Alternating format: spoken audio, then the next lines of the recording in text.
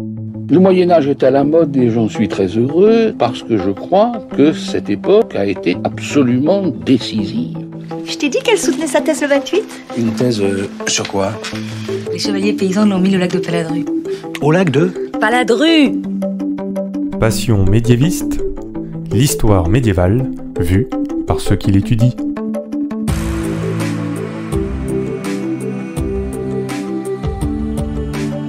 Qu'est-ce que vous savez du Moyen-Âge ? Mais d'abord, qu'est-ce que le Moyen-Âge ? Vous pensez peut-être à la peste, à Clovis et les cathédrales, mais ce n'est pas que ça. En général, on dit que c'est une période de 1000 ans, environ de l'année 500 à l'année 1500. Mais vous le savez, si vous avez déjà écouté des épisodes de Passion médiéviste, il y a autant de définitions du Moyen-Âge que de médiévistes. Je m'appelle Fanny Cohen-Moreau et dans ce podcast, je reçois des jeunes médiévistes, c'est-à-dire des personnes qui étudient le Moyen-Âge en master ou en thèse pour qu'ils vous racontent leurs recherches passionnantes et qu'ils vous donnent envie d'en savoir plus sur cette belle période. Épisode 88. Pauline et les hôpitaux au Moyen-Âge, c'est parti. Excuse-moi, mais il y a des gens que ça intéresse ? Bonjour à toutes et à tous. Pour cet épisode, comme en fait pas mal de précédents épisodes des derniers mois, nous ne sommes pas à l'endroit habituel où j'enregistre ce podcast à Paris, vous l'entendez, et parce que nous sommes à Lille avec un public très chaud. Ouais.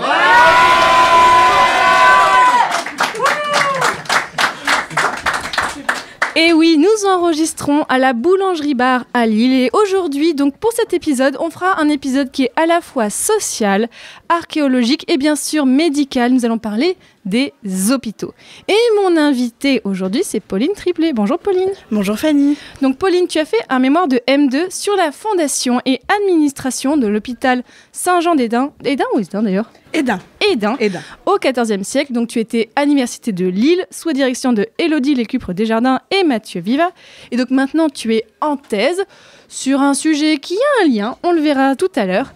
Alors déjà, première question un peu rituelle dans ce podcast. Pourquoi est-ce que tu as voulu travailler sur ce sujet ? Alors pour comprendre comment j'en suis arrivée à m'intéresser aux hôpitaux du Moyen-Âge, qui n'intéressent pas grand monde en fait, en réalité, à part moi, oui, c'est très triste. Il faut remonter à la 3e année de licence, où je suivais un cours sur l'histoire de la Flandre au Moyen-Âge, qui était dispensé par ma future directrice, Élodie Lécupre Desjardins. Et j'étais absolument fascinée par ce cours, je trouvais ça génial, très très intéressant. Et donc j'ai été la voir en lui demandant de me suivre en mémoire de recherche pour mon futur master. Et à l'époque, j'arrive avec un sujet, je me dis c'est parfait, personne n'a dû le traiter, la prostitution à Lille à la fin du Moyen-Âge. Bon, première réaction... Tu as le goût du fun en fait. Oui, vraiment. Et première réaction, c'était évidemment, ça a été fait il y a 20 ans. Bon, petite déception. Donc évidemment, on évite de refaire une étude qui en plus était de très très bonne facture. C'était une étude comparée de la prostitution à Lille, à Douai et à Valenciennes. Donc ça avait une grande valeur scientifique, pas la peine de la refaire. On part donc en quête d'un sujet pour moi. J'étais à l'époque plutôt orientée histoire des femmes, histoire du genre, mais quand même avec un goût pour l'histoire par le bas, que je préférais à l'histoire des princes et des princesses. On passe par tout un tas de sujets, de pérégrinations dans nos têtes. Et puis un jour, ma directrice me dit « J'ai trouvé le sujet pour vous ». Parfait. Un hôpital que un des maîtres de conférences de l'université en archéologie a pour projet de fouiller. Je dis génial, une approche transdisciplinaire, mais un hôpital, je sais pas pourquoi, ça m'a pas parlé à ce moment-là. Je me suis dit mais tout le monde a dû travailler sur les hôpitaux, ça doit être vraiment très rebattu comme sujet. Et en fait, j'ai commencé à me pencher sur la bibliographie, sur les sources, et à ce moment-là, je me suis dit non, pas du tout. C'est au contraire un sujet qui n'a pas été tant traité que ça. Mais c'est fou, ça. Qui est vraiment intéressant, et donc banco, j'étais partie pour 2 ans de travail et quelques centaines de pages sur le sujet. Et qu'est-ce que tu as voulu montrer sur ce sujet, sur cet hôpital ? Alors, il y avait d'abord l'aspect d'une micro-étude qui portait vraiment sur un établissement hospitalier très précis, comprendre comment cet hôpital vit au cours d'un temps qui, on va le voir, est en fait assez réduit à l'échelle de l'histoire. C'était comprendre les logiques institutionnelles, comment on en arrive à fonder un hôpital, comment ça vit un hôpital, qui y va, qui part de cet hôpital, comment on part de cet hôpital aussi, ce qui peut être... Parce que est-ce qu'on part de l'hôpital ? Donc voilà, il y avait cette compréhension de l'institution. Et puis derrière tout ça, il y avait aussi l'idée de travailler sur des hommes et des femmes, parce que moi j'aime bien l'humain et ça me paraissait dommage de ne travailler que sur la pierre et l'écrit, et je voulais vraiment donner de la chair à cet hôpital et donc étudier les hommes et les femmes qui en arpentent chaque jour les couloirs. Alors, une fois qu'on a compris ça, déjà, on va poser un peu le cadre. Sur quelle zone géographique est-ce que tu as travaillé et sur quelle période ? Alors, j'ai travaillé donc sur un hôpital très précis qui se trouve dans la ville d'Hesdin. Alors Hesdin, aujourd'hui, n'est pas le Hesdin du XIVe siècle. Il faut imaginer, au XIVe siècle, on a une ville de 3-4 000 habitants qui s'appelle Hesdin, qui est assez prospère. Et puis au XVIe siècle, Charles Quint arrive, il y a quelques tensions, et comme à chaque fois qu'il y a des tensions dans le Nord, Charles Quint, que fait-il ? Il rase une ville. Donc plus de Hesdin, et donc plus d'hôpital, du coup, logiquement.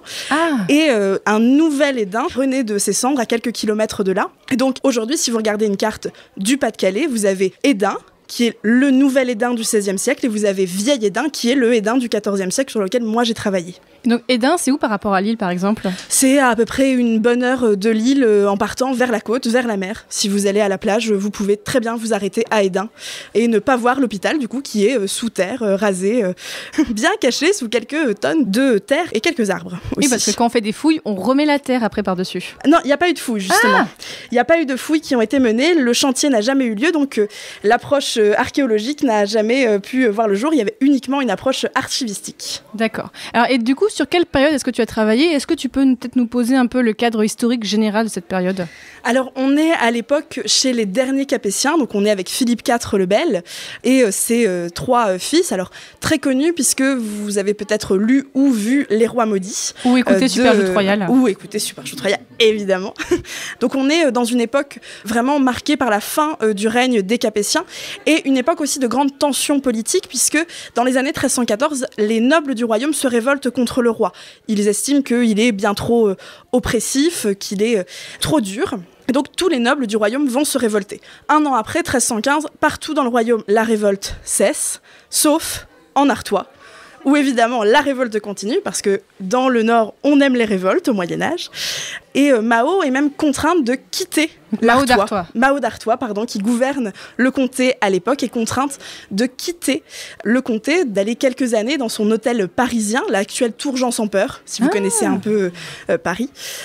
Et elle va rester jusqu'aux années 1318-1319 éloignée de ce comté d'Artois. Donc on est vraiment dans un contexte de tension déjà politique très important, mais on est aussi dans un contexte de tension sociale, notamment parce qu'on est sur une époque où la météo est assez rude, les récoltes ne sont pas bonnes, la famine est donc assez présente. Donc socialement, on est quand même dans un contexte extrêmement difficile que l'on peut bien imaginer. Bon là, effectivement, on a un peu plus le cadre maintenant. Alors, avant de parler de l'hôpital en particulier sur lequel tu as travaillé, on va parler un petit peu des hôpitaux en général. Alors déjà, est-ce qu'il y avait déjà des hôpitaux en France avant le Moyen-Âge ? Est-ce qu'on trouvait déjà des hôpitaux avant le Moyen-Âge ? Il y a toujours eu des hôpitaux.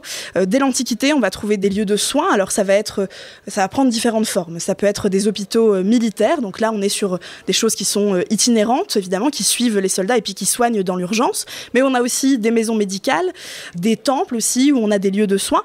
Tout ça est à ce moment-là, dans l'Antiquité, lié soit à Esculape, soit à Asclépios, le dieu de la médecine. Il y a un lien très très fort avec la religion. À partir de l'essor du christianisme, évidemment, Esculape, poum, il est parti, on ne s'en intéresse plus. Et par contre, arrive à ce moment-là une notion très très forte qui est la charité.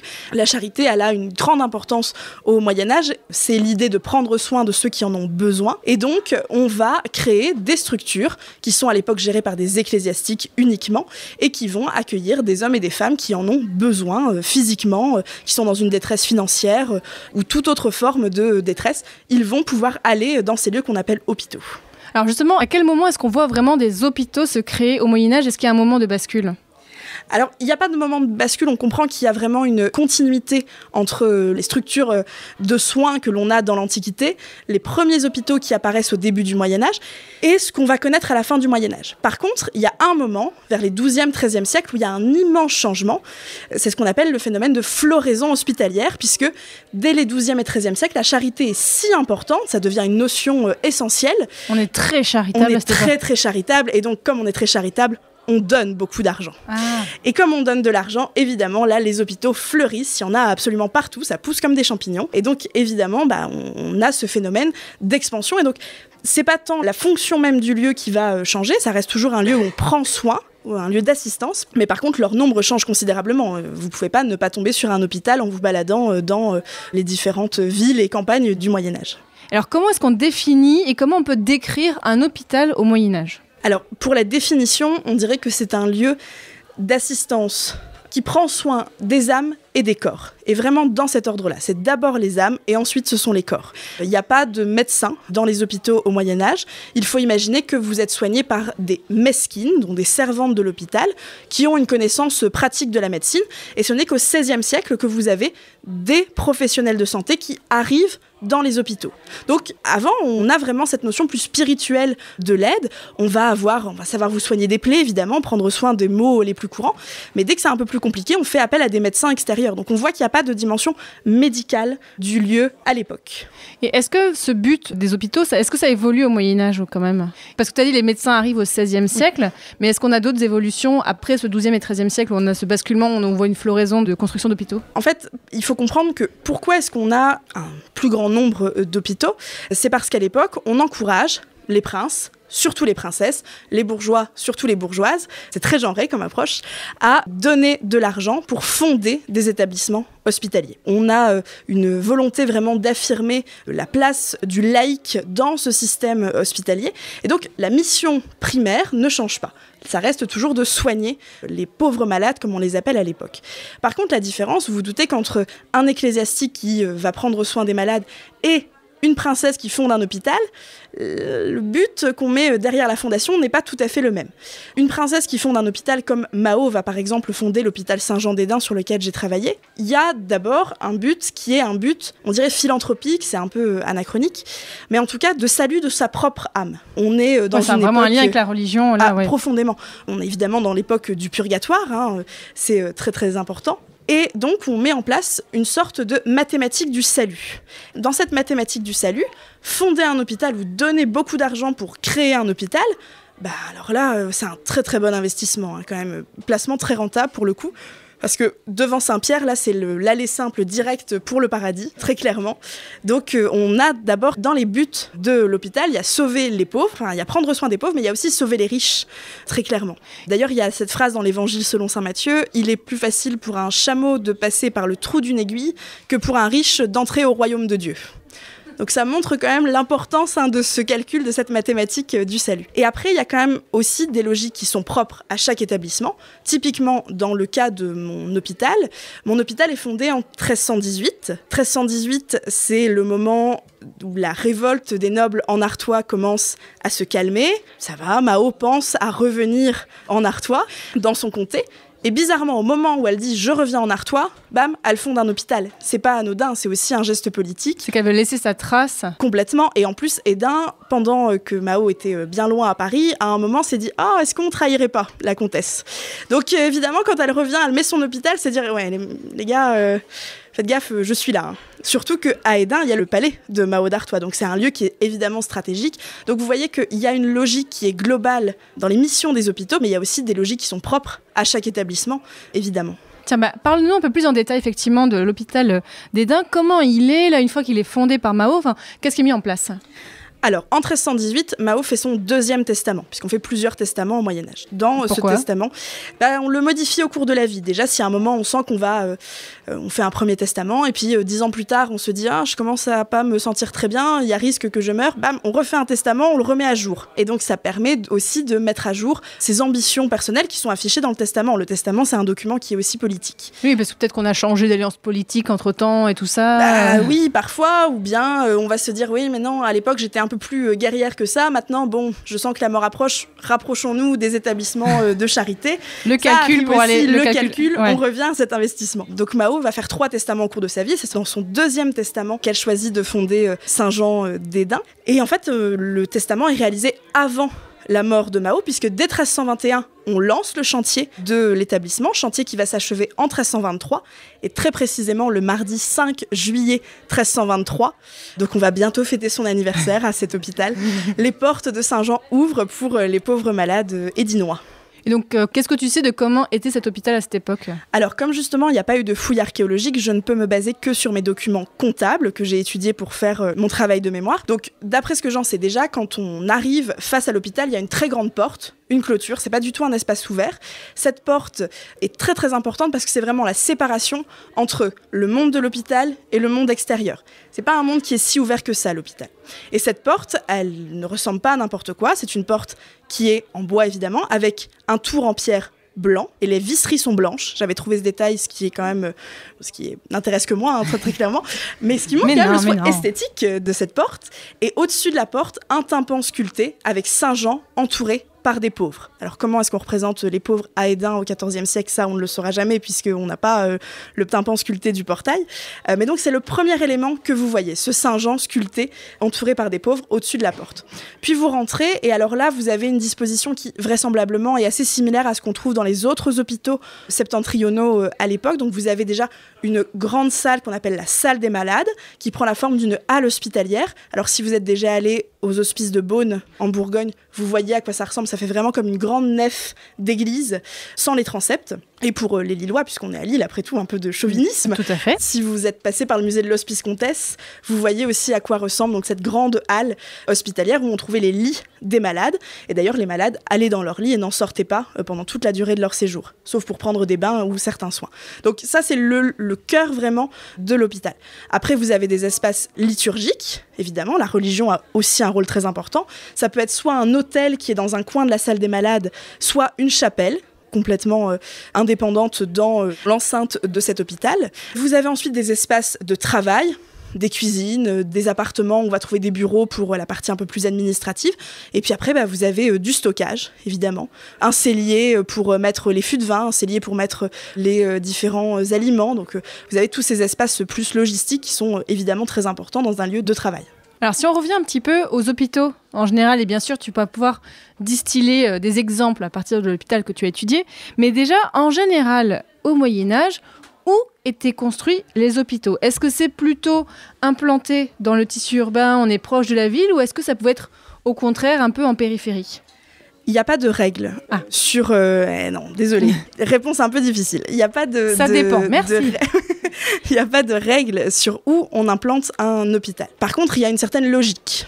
Typiquement, l'idéal, c'est de mettre votre hôpital, si vous êtes demain amené à fonder un hôpital, vous devez le mettre dans un endroit où il y a du passage. Pourquoi ? Pour deux raisons. La première, c'est que ce passage, évidemment, ça veut dire qu'il y a plus de malades qui vont être amenés à venir dans votre hôpital. Donc vous avez votre patientèle qui est à proximité, quand même pas mal pour un hôpital. Et la deuxième raison, c'est que vous avez des donateurs qui sont aussi à proximité, puisque on va trouver des troncs à l'extérieur des hôpitaux, des troncs, exactement comme dans les églises. Ah oui, c'est ça. La petite boîte pour mettre son aumône, eh bien, vous l'avez à l'extérieur des hôpitaux à l'époque. Mais c'est pas très sécurisé, ça. Enfin... c'est pas très... Bon, on devait aller souvent récupérer ce qu'il y avait dedans, quand même, parce que l'économie... Là, il y a un mec qui surveille, mais enfin, je me dis... Peut-être un vigile, mais pas de traces. En tout cas, tu vigiles dans les comptes.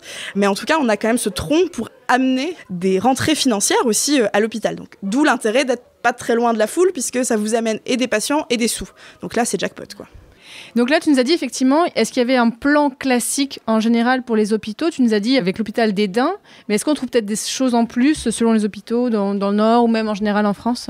Alors ce qu'on trouve et ce qui est particulier à chaque hôpital, ça va être des sections, on va les appeler comme ça, c'est pas le terme qui est employé à l'époque, destinées à chaque type de pauvre malade. Il faut imaginer que l'hôpital médiéval accueille à la fois des gens qui ont un mal physique, des pèlerins qui n'ont pas le sou pour payer une auberge, qui vont dormir dans l'hôpital une nuit, tout autre type de voyageur ou de commerçant qui peut s'arrêter une nuit à l'hôpital. On va trouver des femmes enceintes qui peuvent être accueillies, on va trouver des veuves, on va trouver des orphelins. Bref, vous avez tout un tas de personnes différentes qui viennent dans ces hôpitaux. En fait, on peut être accueilli à l'hôpital à partir du moment où on est en détresse, mais la détresse, elle peut prendre des formes évidemment très très différentes. Et donc on va avoir dans la salle des malades des sections différentes qui sont propres à chaque établissement, puisque tous les établissements n'accueillent pas les mêmes catégories de population. Typiquement, moi, à Hesdin, pour prendre un exemple que je connais bien, on va avoir une section pour les pauvres malades et on va avoir une section spécialement dédiée pour les femmes enceintes, qu'on appelle l'ajuterie. L'ajuterie ? Oui, puisque quand une femme accouche, on dit qu'elle ajute. Donc c'est l'ajuterie. Ah bah on aura appris quelque chose en plus. J'ai mis longtemps à le trouver, donc je suis très fière de vous annoncer cette grande découverte. Mais c'est un terme qu'on utilise encore aujourd'hui ou pas du tout ? Non, pas du tout. Je ne l'ai même pas vu pour l'époque moderne, donc il est possible qu'en plus ce soit du patois artésien. Donc bon, vous n'aurez pas beaucoup l'occasion dans un dîner de ressortir l'ajuterie. Ou alors on va peut-être le relancer à la mode, ce mot. Peut-être. Si on s'y met tous. Vraiment, auditeurs de Passion médiéviste, maintenant, voilà, vous devez utiliser ce mot. Donc on a différentes sections. Quelque chose qui est intéressant aussi, c'est que là, tu lui dis effectivement, on a plein de types de patients différents qui viennent pour des raisons différentes. Et est-ce que les riches viennent dans les hôpitaux? Parce que tu as dit, il y a les pauvres, mais est-ce que Est-ce qu'on voit parfois des personnes peut-être un peu plus aisées qui viennent dans les hôpitaux pour se faire soigner d'une façon ou d'une autre ? Alors, non, ça très clairement, puisque les plus riches vont payer un médecin quand ils sont malades pour être soignés chez eux, donc, ou chez le médecin. Donc, on n'a pas... voilà, c'est vraiment un lieu qui s'adresse plus aux marges de la société médiévale, très clairement. Mais c'est aussi un petit peu... Enfin, je suis très affirmative parce que oui, il n'y a pas de riches. Par contre, c'est très difficile de savoir qui est accueilli dans les hôpitaux au Moyen-Âge. Pourquoi ? Parce qu'on n'a pas de nom. On n'a pas de registres d'admission qui sont conservés, en tout cas pour la grande majorité des hôpitaux. Et moi, à Hesdin, j'en avais pas. Donc ça veut dire que vous travaillez... Enfin, moi, j'ai travaillé pendant 2 ans sur un lieu, une institution, avec des gens qui étaient soignés toutes les semaines. J'ai le nombre chaque semaine de patients qui étaient soignés, qui étaient accueillis dans les 2 salles, la salle des malades et la juterie. Mais je n'ai aucune info sur ces malades. Je ne sais pas pourquoi ils étaient là. Je ne sais pas combien de temps ils sont restés. Et je ne connais même pas leur nom. Mais notamment, tu nous as parlé des sections différentes. On sait par exemple s'il y avait des femmes qui venaient pour être accouchées ou pas ? Là, pour le coup, c'est précisé, puisque la ligne qui annonce la première semaine de l'année, il y a, je vais dire une bêtise, j'ai plus les chiffres en tête, mais s'il y a 40 personnes qui sont arrivées, on va me dire, il y a 40 personnes à l'hôpital, dont 10 dans la juterie. Et donc, par un calcul extrêmement savant, je me dis que du coup, je fais 30 dans la salle des malades et 10 dans la juterie, et je retrouve mes 40 pile poil, donc parfait. Alors, si tu n'as pas de renseignements sur les gens qui y vont pour faire soigner, est-ce que tu as pu avoir des renseignements sur les personnes qui étaient là pour soigner les malades, ou en tout cas, qu'est-ce que tu sais de leur organisation ? Alors, pour le coup, un petit peu plus, puisque moi, au niveau des sources que j'utilise pour étudier l'hôpital, j'utilise des comptabilités. Donc les comptabilités, c'est pas très sexy comme ça, et c'est c'est super. Mais c'est super. C'est pas sexy, mais c'est super. C'est vraiment le bon mot. Et donc ces comptabilités enregistrent toutes les rentrées financières et toutes les dépenses d'argent qui sont faites pour l'année. Du coup, ça veut dire que dès qu'on paye quelqu'un qui a servi pour l'hôpital, je vais retrouver dans ma comptabilité le nom de cette personne, le plus souvent la raison pour laquelle elle a été embauchée à l'hôpital. Je vais retrouver le salaire et comme j'ai plusieurs comptabilités, je vais pouvoir un petit peu reconstituer alors carrière, c'est un bien grand mot évidemment, mais en tout cas quelques évolutions. Donc je vais voir des gens qui restent 1 an à l'hôpital et des gens qui passent des années à l'hopital. Si je peux donner un exemple, j'ai avec un nom extrêmement charmant en plus, j'ai dans l'hôpital d'Hesdin Marois-Lacrasse qui fait partie du personnel de l'hôpital quasi sur toute la totalité de mes comptabilités. C'est sur combien de temps environ ? Alors, mes comptabilités commencent en 1318, j'ai la première comptabilité, et s'arrêtent dans les années 1340. Et au total, j'ai 8 rôles de comptabilité. Donc j'arrive à couvrir 8 ans sur cette période. D'accord. Donc c'est assez éparse. Donc Marois-Lacrasse, je la suis sur toute la... Oui, c'est drôle. Marois-Lacrasse, je la suis sur des dizaines d'années comme ça, et elle rentre à l'hôpital en tant que mesquine, c'est-à-dire en tant que servante de l'hôpital. Très concrètement, elle accueille les malades dans la salle des malades, elle passe le balai, elle leur amène leur repas, elle est là pour prendre soin des malades, et elle termine maîtresse de l'hôpital. Alors là, belle ascension sociale, puisque c'est elle qui dirige l'équipe des mesquines de l'hôpital. Donc là, on a un exemple de femme qui exerce un métier au Moyen-Âge et qui peut progresser. Alors, ça paraît évident dit comme ça, mais vraiment, je sais que quand je demande aux gens c'est quoi le cliché qu'ils ont sur le Moyen-Âge, c'est « Oh, les femmes travaillaient pas ». Eh ben voilà, on a déjà un exemple que non, c'est faux, et qu'en plus, les femmes pouvaient progresser dans leur carrière. J'en ai même un peu plus qu'un, puisque j'en ai une dizaine dans mon hôpital de ces femmes. Alors, j'ai pas toujours leur nom, mais en tout cas, voilà, c'est vrai qu'on a ces carrières au féminin qui se font à l'hôpital. Alors, carrière, attention, on n'est pas du tout dans les hautes sphères de la cour d'Artois. On est dans un hôpital à Hesdin, mais... il n'empêche que oui, les femmes travaillent, elles travaillent ici dans les hôpitaux, elles prennent soin des malades, et elles ont en effet une ascension dans leur carrière. Du coup, qu'est-ce que tu as d'autre comme exemple de personnes qui travaillent à l'hôpital ? Qu'est-ce que tu sais de ce qu'ils font comme type d'activité ? Alors, déjà, il y a 3 personnes qui vont diriger l'hôpital. On a la fameuse maîtresse de l'hôpital, Marois-Lacrasse, vous l'aurez compris. On a le maître de l'hôpital. Lui ne gère... Pourquoi il y a une maîtresse et un maître, en fait ? Il ne gère pas les mêmes choses. La maîtresse va gérer le personnel, en gros, les mesquines et les cuisiniers, puisque c'est l'autre gros pôle en termes de personnel. Et le maître, lui, fait plus la partie administrative. En gros, il y a l'administrateur et la RH. Je savais que s'il fallait utiliser un comparatif moderne. Non, mais au moins on comprend, oui. Au moins on comprend. Donc la maîtresse, c'est les RH, le maître, c'est l'administrateur. Donc lui, il fait les comptes. Et les comptes, c'est une étape qui est très très importante, puisque évidemment, c'est la cour d'Artois, la cour des comptes d'Artois, puis la cour des ducs de Bourgogne qui va payer pour l'hôpital. Vous vous doutez bien que la comtesse d'Artois, puis les ducs de Bourgogne vont faire très très attention à comment est géré l'argent à Hesdin. Donc c'est un rôle qui est très très important. Donc ça fait 2 personnes à la direction de l'hôpital. Il y en a un 3e qui est le chapelain. Lui, il gère les affaires, évidemment, liturgique du lieu. Tout le côté religieux, effectivement. C'est ça, c'est lui qui va faire les offices, c'est lui qui va, puisqu'on a une chapelle, donc il faut animer des offices, et c'est lui qui va prendre aussi soin des malades. S'il y a un mort, l'extrême-onction, c'est lui qui va la donner, par exemple. Comment ça, s'il y a un mort? Il arrive qu'il n'y ait pas de mort dans un hôpital au Moyen-Âge, ça arrive. Ah bon? Et il y en a même pas tant que ça des morts dans les hôpitaux médiévaux. Et pourquoi? Eh bien parce c'est vrai qu'on a cette idée que l'hôpital est médiéval est un mouroir absolu. On a un peu ce cliché de voir tous ces malades en train de pourrir là dans leur lit. Oui, et comme tu l'as dit, c'est un cliché absolu. Et donc en réalité, comme on l'a vu, il y a plein de types de gens qui sont accueillis à l'hôpital.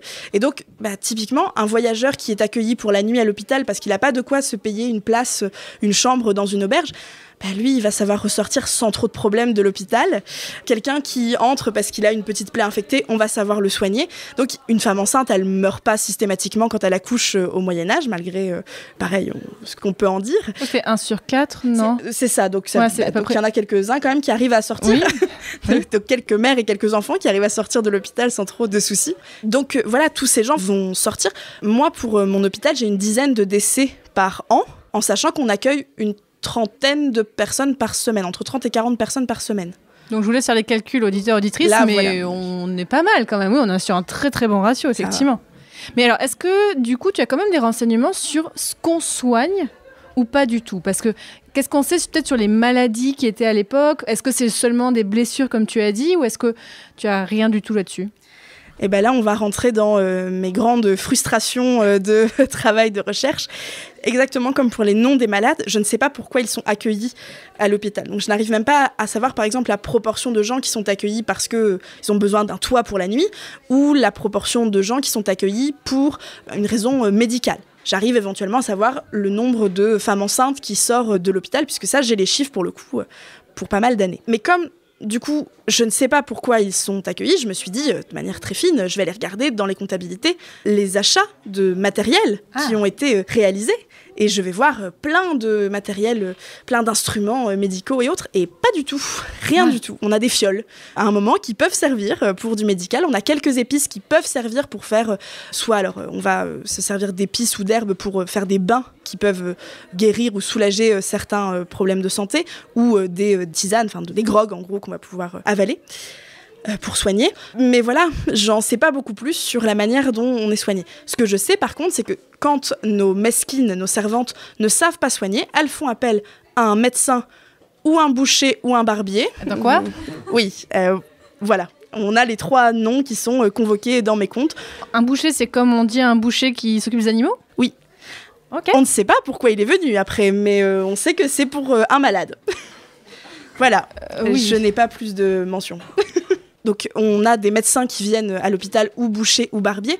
On va aussi avoir des sages-femmes qui viennent, où on voit vraiment cette spécialité quand même de la médecine obstétrique qui commence à se développer, où là pour le coup, pour soigner les femmes enceintes, c'est pas un médecin qui vient, c'est vraiment une sage-femme, et ça c'est assez documenté, notamment dans les villes du Nord, où on voit vraiment ces femmes qui ont un rôle très très important pour soigner les parturientes, les femmes enceintes. Et on a vu d'ailleurs dans un épisode de Passion moderniste, on a vu comment la pratique des sages-femmes a été en fait au fur et à mesure récupérés par les hommes, en fait, tiens, encore eux, et comment, en fait, notamment les sages-femmes sont vues un peu dépossédées de leur savoir. Donc là, je vous renvoie vers l'épisode, je ne sais plus combien, de Passion moderniste, mais qui était, je crois, le 18, mais j'en suis pas du tout sûre, mais qui était super intéressante sur ce sujet. Et alors, quand on pense hôpital au Moyen-Âge, quand on pense maladie au Moyen-Âge, on pense souvent peste, on pense souvent épidémie. Alors, est-ce que tu as des traces d'épidémie dans tes archives, peut-être, ou des moments où tu dis, là, il y a plus de malades que d'habitude ?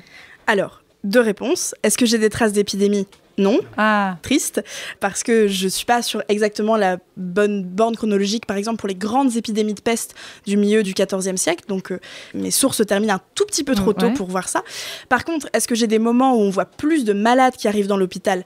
Oui, mais ce n'est pas lié à une épidémie, une crise épidémique, c'est plutôt lié au froid. Et c'est là où on voit ce qu'on disait tout à l'heure, la rudesse des conditions, c'est qu'on a mention à plusieurs reprises dans mes comptabilités de semaines de grande froidure, où là, les chiffres du nombre de malades explosent dans l'hôpital. Hein. On est complet, en fait, pendant plusieurs semaines, parce qu'il fait tellement froid qu'en fait, les gens se réfugient à l'hôpital. Ce qui est normal, c'est le lieu qui est destiné à cette assistance-là. Quand tu dis complet, c'est-à-dire qu'il peut y avoir au maximum combien de personnes dans cet hôpital ? Alors, là, on tombe dans les grands diagnostics, puisque le testament de Mao d'Artois prévoit qu'on fonde 40 lits à l'hôpital. Sauf qu'attention, un lit ne veut pas dire une place. Ah. En tout cas, pas forcément. Un lit au sens de mobilier dans un hôpital du Moyen-Âge peut accueillir entre 1 et 3 personnes. Donc ça voudrait dire 40 lits, entre 40 et 120 places disponibles. Moi, 120 places, ça me paraît vraiment énorme par rapport à mon hôpital à Hesdin. Je pense qu'en fait, en effet, dans le testament, quand Mao dit on fonde 40 lits dans l'hôpital, on fonde 40 places dans l'hôpital. Il ne faut pas comprendre lit au sens du mobilier. Lit, il faut vraiment le comprendre au sens d'une place. Donc il y a peut-être des hôpitaux où ils étaient 3 par lit, donc là ça va, ils sont 1 par lit, c'est plutôt classe en fait. Après, j'ai pas le nombre de lits achetés, donc ou fabriqués. J'ai le nombre de lits qui sont fondés. Donc c'est la différence entre c'est la théorie et la pratique. En théorie, on a 40 lits, donc je pense 40 places. Est-ce qu'en fait, du coup, on a une quinzaine de lits et on en met plein dans un même lit? Ou bien est-ce qu'on a vraiment 40 lits et est-ce qu'ils sont bien 1 par lit? Ça, je ne le saurai probablement jamais. Alors, est-ce que tu vas nous raconter quelques découvertes que tu as pu faire sur ton hôpital et quelque chose que tu as pu, sans faire les fouilles archéologiques, parce que sinon, si tu es toute seule, ça serait un peu compliqué, mais qu'est-ce que tu as pu déjà montrer sur cet hôpital? Alors, ça serait un peu compliqué et pas très légal, surtout, je crois. Oui, tout à fait. Il faut le préciser. Il y a une vraie frustration dans mon mémoire, c'est que, je l'ai dit, c'est une institution qui est faite pour soigner des gens, mais en fait, les gens qu'on soigne, je les ai pas tellement vus dans mes comptabilités. Donc, il faut savoir écouter les silences d'une certaine manière. Il faut savoir trouver un moment où... Pardon, j'ai ri parce que j'ai vu des gens faire... Oh. Mais oui, c'est bien dit. Non, mais c'est bien dit. Donc il faut savoir écouter ces fameux silences et pouvoir surprendre un petit bruit à un moment et justement filer la métaphore, puisque la grande découverte de mon mémoire, qui peut paraître tellement anodine et qui en soi l'est complètement, c'est un hochet. Un hochet qui a coûté 2 sous et qui a été acheté en 1326 à l'hôpital d'Hesdin, qui à l'époque n'était certainement pas l'achat du siècle, on peut s'en douter, 2 sous c'est pas grand chose, mais qui moi quand je l'ai trouvé a été un des plus beaux moments du mémoire, parce que ça voulait tellement dire, ça voulait déjà dire que les enfants restaient à l'hôpital, j'avais pas de berceau, donc ça voulait vraiment dire quelque chose sur l'accueil de ces enfants, de ces femmes enceintes, aussi sur le soin qu'on mettait pour les accueillir correctement, et presque une part un peu sensible de cet accueil. Et puis ça changeait un peu des brouettes de cailloux et des achats de poireaux, donc ça aussi, ça m'a fait du bien dans le mémoire. Oui, donc tu avais quand même des informations sur comment on était nourri à l'hôpital, du coup, parce que tu me disais que les poireaux. Tout à fait. Alors, beaucoup de poireaux, d'ailleurs.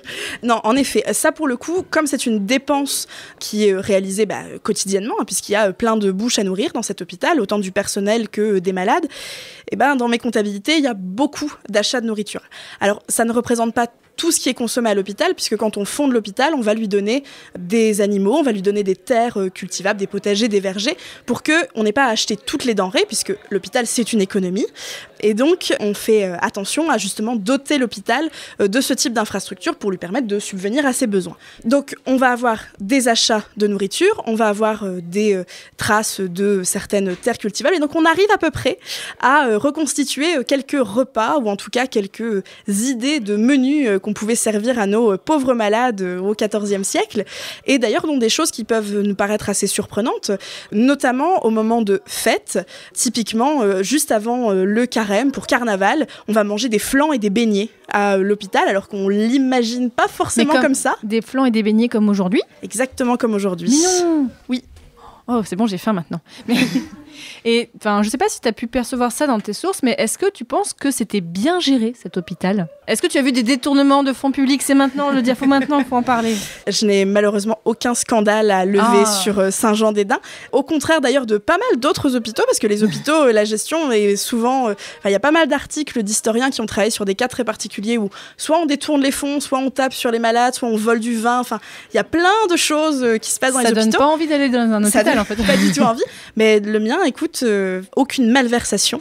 Il faut voir qu'il y a un très grand contrôle qui est fait sur ses finances. Typiquement, moi, les sources auxquelles j'ai accès, c'est un document qui est très particulier. La gestion à l'hôpital, elle se fait au quotidien. Donc, tous les jours, l'administrateur, notre maître de l'hôpital, va inscrire, on a dépensé X, on a reçu tel paiement, etc. Donc, on enregistre tout ça. Une fois que ça a été enregistré au quotidien, je pense qu'on remet tout ça au propre sur un beau rôle, donc un rouleau de parchemin. Et ce beau rouleau de parchemin, on l'amène à Arras, devant la comtesse d'Artois, directement devant la comtesse, puisqu'on a une année où l'administrateur, le maître de l'hôpital, reçoit un courrier qui lui dit Mao d'Artois doit partir à Paris, donc il faudrait venir une semaine avant apporter le rouleau des comptes. Donc on voit que la comtesse est vraiment investie dans le contrôle de l'argent public, pour faire un anachronisme. Et donc moi j'ai accès à ce rouleau-là, qui me raconte donc vraiment toutes les dépenses de l'hôpital. Et donc comme il y a cette gestion qui est très accrue en fait autour des fonds de Saint-Jean, je pense qu'il ne pouvait pas tellement y avoir de détournement. En tout cas, aucune trace de procès dans mon hôpital. Et donc quand tu dis rouleau, ça se présente comment concrètement ? Et vraiment comme un rouleau de, on va dire, 30 cm de large. Ce sont des feuillets de parchemin qui sont roulés, qui sont liés entre eux par une petite corde de cuir. Et donc aux archives, le but du jeu, c'est de tout dérouler, de tout photographier et de tout réenrouler pour avoir accès à tout. T'as déjà essayé de le dérouler en entier ? Alors, moi, je ne l'ai pas fait pour mon hôpital, mais ça se fait pour certains autres types de sources. Et on a parfois 10 ou 20 mètres de rouleaux. Peut-être même qu'il y en a. Toi, t'as pas pu calculer combien il faisait ? Non, je me suis pas lancée dans ce calcul-là, j'avoue. J'avais déjà beaucoup à faire à les lire. J'avoue que j'ai. Et t'en avais combien du coup de feuillets qui étaient attachés environ ? Ah, des feuillets attachés ? Une dizaine de mémoire, mais je les ai pu compter très précisément. Et est-ce que tu as pu consulter d'autres archives de Tunisie, effectivement ? Donc là, un petit peu des choses liées à Mao d'Artois, j'imagine, pour comprendre le contexte de création, c'est ça ? Complètement. Moi, j'ai étudié massivement les comptabilités. Et à côté de ça, j'avais une 60aine de documents administratifs qui me racontaient, alors, soit, en effet, le rapport de Mao à l'hôpital, si la ville avait donné des sous ou une terre pour l'hôpital, j'avais aussi des traces de tout ça. Quand les ducs de Bourgogne étaient là, il y a eu toute une affaire avec un bois, donc des bois qu'on a été coupés, qu'on n'aurait pas dû couper, donc on a deux petits mais on aime les conflits, ça fait des archives, les conflits, oui, donc c'est pratique. Par rapport à taper sur les malades ou détourner l'argent, voler du bois, c'est moins sexy. Donc oui, donc tu as eu des archives comme ça. Et est-ce que tu as eu des difficultés alors, elles sont en quelle langue, ces archives ? Elles sont en français, en ancien français, en une belle langue, un beau patois artésien qu'il faut maîtriser et que l'on met quelques semaines, voire mois à maîtriser, voire années, puisque certains mots n'ont toujours pas été maîtrisés au bout du mémoire, forcément. Mais oui, c'est un patois typique de l'Artois. Qu'est-ce qu'on voit comme différence par rapport au français médiéval ? Tu vas avoir des H à certains endroits où t'en as pas ailleurs. Après, tout espace géographique va avoir ses particularités linguistiques dans le Royaume de France, donc elles sont propres à l'Artois là. À Lille, tu vas en avoir d'autres. Pourtant, on n'est pas très très loin, entre Édin et Lille. Paris, tu vas avoir autre chose, mais si tu descends dans le sud, tu vas avoir d'autres aussi langues qui vont être employées, donc ça dépend de où tu es. Ça me rappelle mon mémoire où moi j'avais fait des recherches sur, alors attention, on était à côté de Tournai, et moi donc c'était de l'ancien Picard, et moi j'avais des K et des W partout. On a wardé les quevos, quoi. C'était... Et justement, une fois qu'on a compris ça, effectivement, ça allait. Mais là où le français médiéval, quand on le lit parfois, bon, il y a forcément des faux amis, mais du coup, toi, tu as eu effectivement un petit peu de mal à lire tout ça, ou ça c'est au fur et à mesure Comme tout, c'est un exercice et c'est un apprentissage de la lecture. Donc, heureusement, de bons cours et professeurs de paléographie à l'université de Lille nous ont accompagnés dans cette découverte, et nous ont bien aidés pendant la lecture des archives aussi. Mais oui, c'est un apprentissage qui se fait, mais comme quand on apprend une nouvelle langue, en fait, c'est juste que là, c'est du vieux français et on n'apprend pas une autre langue vivante. Donc j'imagine que tout ce qui est lié à la frustration de ne pas pouvoir travailler sur le côté archéologique, ça a dû être un peu compliqué. Oui, en fait, c'est vrai que quand on fait le compte, il y a beaucoup de frustration dans le mémoire. On ne peut pas voir l'hôpital, on ne peut pas voir ses malades. Mais en fait, ça force à être plus imaginatif. Ça reste de la science, évidemment. Mais ça force à aller chercher ailleurs des informations. Par exemple, moi, je n'avais pas accès à mon plan d'hôpital. J'ai été comparée avec d'autres hôpitaux septentrionaux pour voir... Septentrionaux, c'est lié du coup à la France, c'est ça ? Au nord, complètement, pardon. Donc, d'autres hôpitaux du nord, typiquement, j'ai vu les fouilles archéologiques de l'hôpital de Valenciennes pour voir un petit peu comment ça se passait. J'ai lu certains rapports de fouilles comme ça. Évidemment, ça reste de la comparaison. Ça ne veut pas dire que ça a exactement la même allure à Valenciennes et à Édin, mais ça permet de combler cette frustration archéologique, en tout cas. Alors, ton mémoire, tu l'as soutenu en 2021. Et depuis, qu'est-ce que tu as fait et qu'est-ce que tu fais maintenant ? Alors, après mon mémoire, j'ai fait un autre master avec un autre mémoire professionnel autour des questions de muséologie. Et au-delà de cette formation, surtout, j'ai trouvé un job dans un service de médiation scientifique de l'Université de Lille qui s'appelle les Sciences Infuses et qui m'a accueilli sur plein de très beaux projets pendant quelques années. Et puis, en décembre 2022, je suis partie de cette belle équipe pour me lancer dans une thèse en histoire médiévale avec la même direction, Élodie Lecupre Desjardins et Mathieu Vivas. Et donc ta thèse, sur quoi elle porte ? Alors, ma thèse, elle porte sur la ville de Lille à la fin du Moyen-Âge. Mais dis donc. On s'y retrouve au bout d'un moment. Donc oui, je suis revenue sur mes terres, j'ai quitté l'Artois pour revenir en Flandre, ça fait du bien. Et l'idée de ma thèse, c'est de travailler sur la fabrique de l'urbain. La fabrique de l'urbain, c'est une notion qui a été théorisée il y a quelques années et qui vise à comprendre la ville, l'espace urbain, comme le résultante d'une politique urbanistique, on va le faire très très résumé, et des interactions sociales et des sociabilités dans cette même ville. Donc en gros, moi je travaille sur en quoi est-ce que la ville de Lille ressemble à ses habitants, à ses interactions sociales, et l'idée, moi, c'est de pas voir la ville comme une coquille vide et juste on met des bâtiments. C'est vraiment en quoi ces bâtiments sont le reflet de la vie à l'intérieur de la cité. Mais est-ce que l'histoire de Lille au Moyen-Âge n'a pas déjà été étudiée ? Eh bien, comme pour les hôpitaux, c'est ce que je me suis dit au début.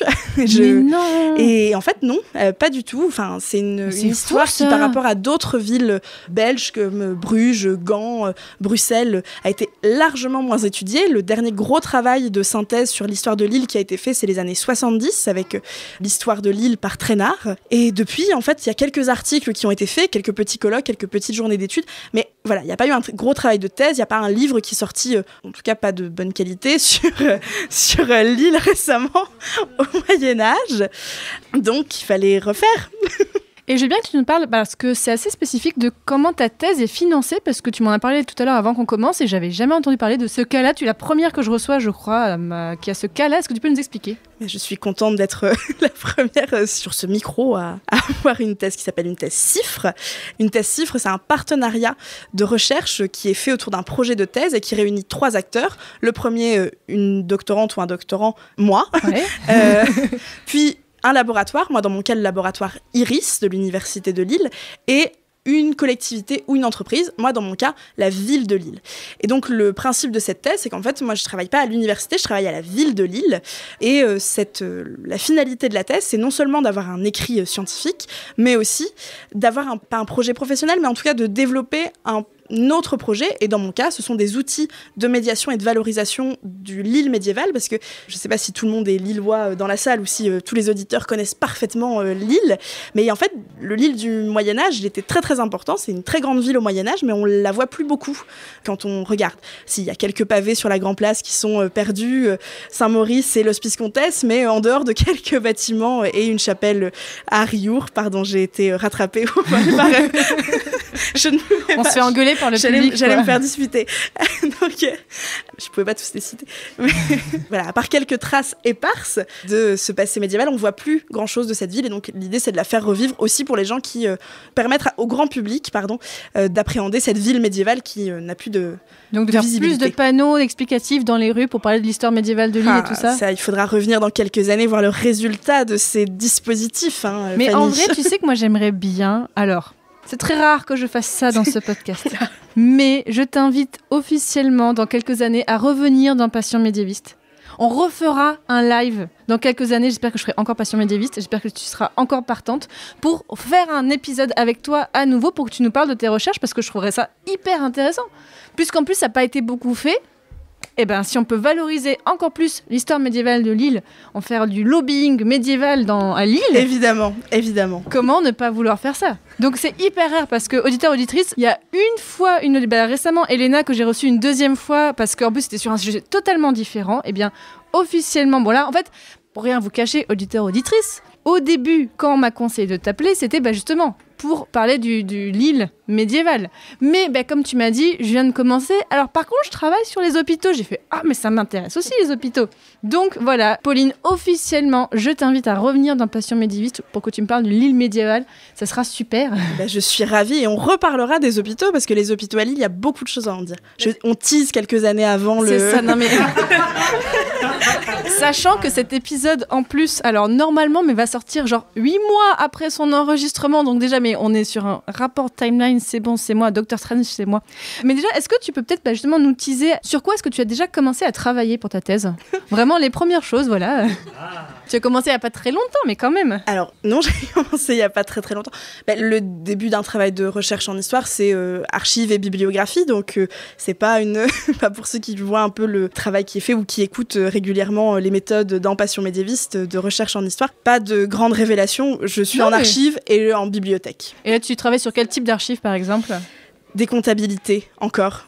On n'en sort jamais vraiment. Non, mais moi, j'adore ça, les questions de comptabilité au Moyen-Âge. Donc, ça veut dire que dans quelques temps, tu pourras revenir. Mais d'ailleurs, je ne t'avais pas envoyé cette question en amont, mais vu tout ce que tu m'as dit, je pense que tu vas pouvoir y répondre de façon simple.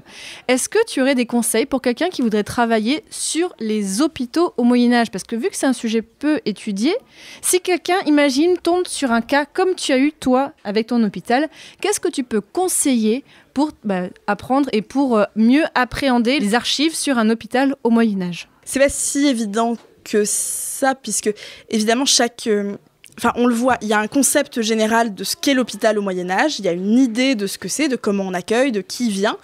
Mais en fait, tout est tellement propre à chaque établissement. Enfin, moi, j'ai étudié un hôpital au Moyen-Âge, je ne saurais pas dire comment fonctionne un hôpital à Lyon, à la même époque que moi, par exemple.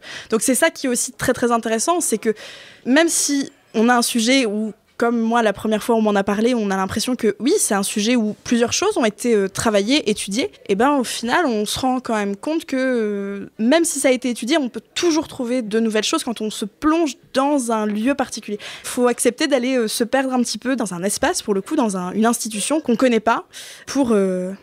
c'est accepter de se perdre, en fait, vraiment. C'est se dire qu'on va voir sur quoi on tombe. Et en se disant ça, en général, on tombe quand même sur de bonnes surprises. Donc, type mon hocher. Ok, je reviens là-dessus. Mais voilà, ça veut dire qu'il faut aussi... il y a plusieurs mois, quand même, on se dit, non, là, entre mes brouettes de cailloux et mes poireaux, je vais pas m'en sortir. Donc voilà, il faut accepter cette frustration-là. Et en passant au-dessus, on arrive à quelque chose de convaincant, j'espère.